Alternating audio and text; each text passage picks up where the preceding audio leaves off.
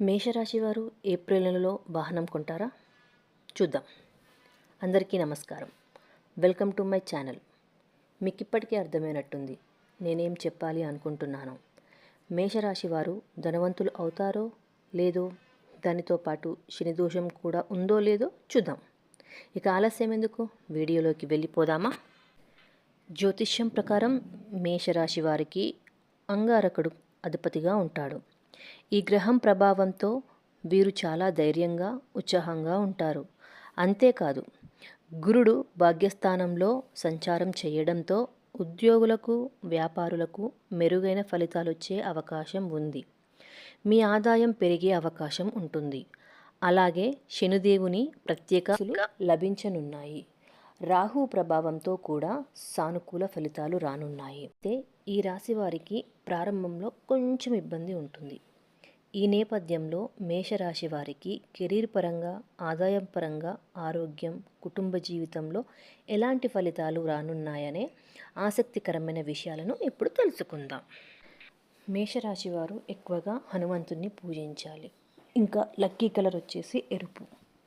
మేషరాశి అనుకూల రోజులు మంగళవారము, గురువారము, ఆదివారము.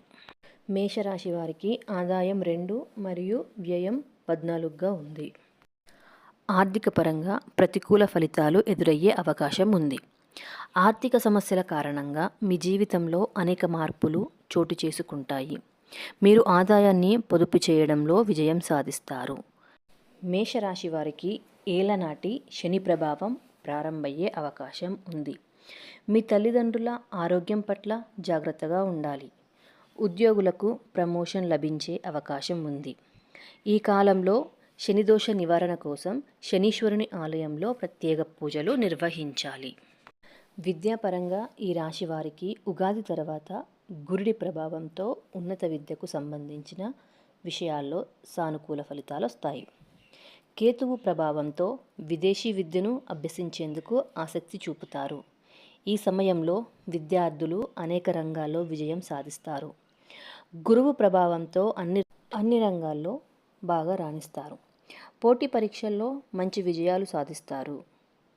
మీరు కోరుకున్న కోర్సుల్లో సీటు సులభంగా సంపాదిస్తారు.